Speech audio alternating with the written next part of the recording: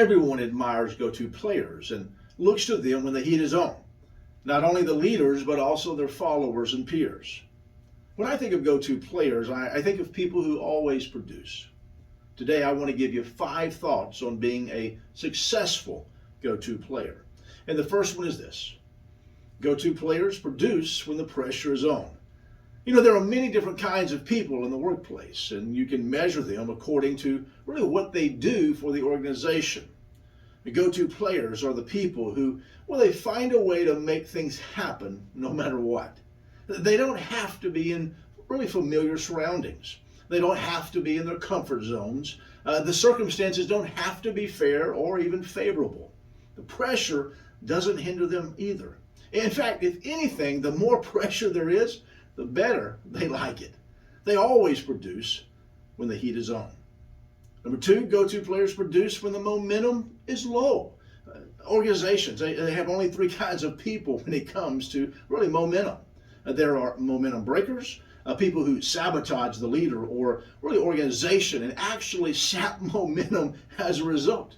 The second group is comprised of the momentum takers, the people who merely take things as they come. They neither create nor diminish momentum, simply just flow with it. And the final group is the momentum makers. These are the people who move things forward and create momentum. And these are the leaders in the organization and comprise the top 10%.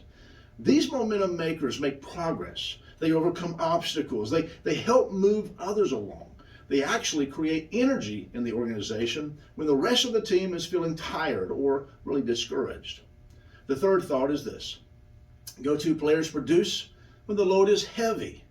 You know, good employees always have the desire to be helpful to their leaders. The keys to becoming this kind of player are availability and responsibility. But a heavy load lifter is really an attitude issue, not a position. If you have the willingness and capacity to lift the load of your leader when they need it, you will have influence with them. The fourth thought on go-to players is, well, they produce when the leader is absent.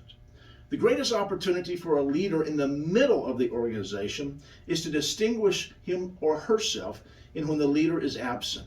It's at those times when a leadership vacuum exists and leaders can rise up to fulfill it. When leaders know they will be absent, they usually designate a leader to stand in for them. But even then, there are still opportunities for people to step up and take responsibility and to shine. And then lastly, the go-to players, well, they produce when the time is limited. There was a sign I saw in a business called the 57 Rules to Deliver the Goods. Beneath the title, it read, Rule number 1, deliver the goods. Rule number 2, the other 56 don't matter. You know, that's the philosophy go-to players have. They deliver no matter how tough the situation is. You see, successful people become go-to players. Be that go-to player in your organization. I hope you were able to find some insight and maybe some thoughts today to make you a better leader. Keep moving forward. Until next time.